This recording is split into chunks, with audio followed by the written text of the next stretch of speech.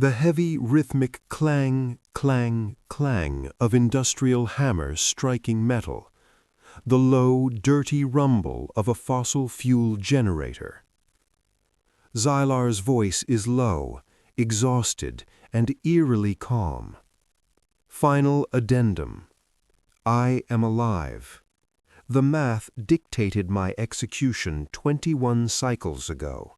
Instead, the humans stabilized me, fed me, and repaired my exoskeleton with asymmetrical resin that should offend every principle of civilized engineering.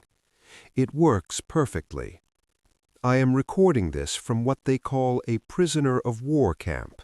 It does not look like a prison. There are no stasis fields, no sterile chambers, only canvas tents, concrete, shouting, mud, machinery, and relentless biological activity. They did not crush my skull in the rain. They rebuilt me. That should comfort me. It does not. Because now I understand the shape of the catastrophe. At first I thought humanity's strength was endurance. Then I thought it was improvisation. Then I thought it was spite. I was wrong each time. Their true strategic advantage is that every one of those qualities is tied to loyalty. They suffer for what is theirs. They improvise for what is theirs. They become monstrous for what is theirs. And the boundary of what they consider theirs expands with terrifying speed. Their dead, their cities, their soldiers, their animals, their machines, even me. A human physician spent 6 hours piecing my exoskeleton back together. When I awoke, they offered me a ceramic cup of their boiling neurotoxin, coffee, because they believed it would comfort me. The medic drank the same poison himself, sighed in satisfaction, and returned to work for another 14 hours. They are monsters, but they are monsters with empathy, and that is what makes them the most dangerous force in the universe. The ear-splitting screech of tearing metal, followed by the violent hiss of a chemical blowtorch. Static crackles briefly on the microphone.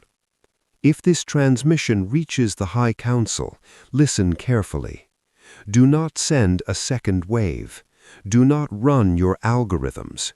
Do not assume that because they showed mercy, they have become soft. Mercy is not softness in this species. It is ownership. The wreckage of the axiom of logic rests in a crater 3 kilometers from my position. The humans did not cordon it off.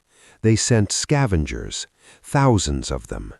They swarm over the hull, tearing out shielding emitters, ripping crystalline neural conduits from the walls with bare hands and cutting torches.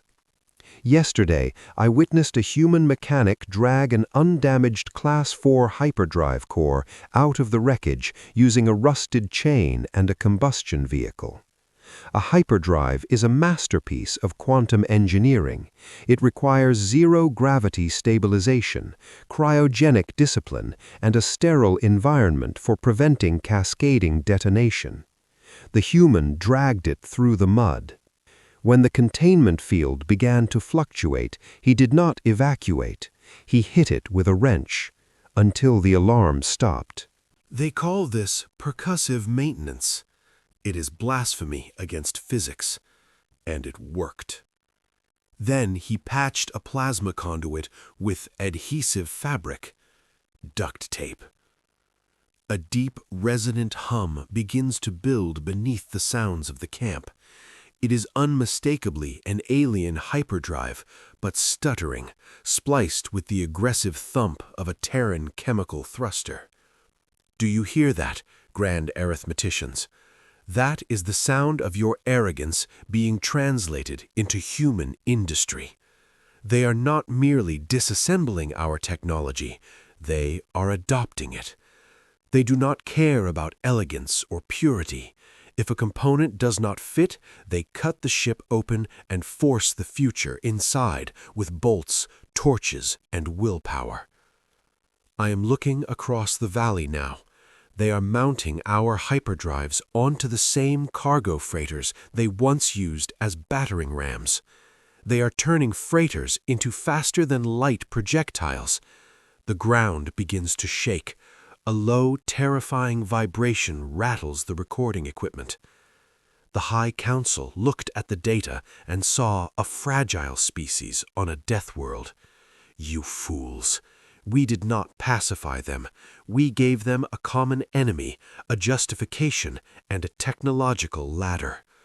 Worse, we killed their civilians. I see the way they look at the sky now. This is not rage alone. It is grief with infrastructure. And a grieving human civilization does not mourn quietly. It mobilizes. A massive, deafening roar as a retrofitted Terran ship ignites its thrusters. They are launching. I can see the crude markings on the side of the hull. They have named the ship Spite. The hyperdrive is spooling up. It is not a clean harmonic frequency. It sounds like a wounded beast screaming in the dark. And it is holding. The tape is holding. The bolts are holding. The sharp, thunderous crack of a ship breaking the light speed barrier within a planetary atmosphere. They are gone. They have breached hyperspace. They are coming for you.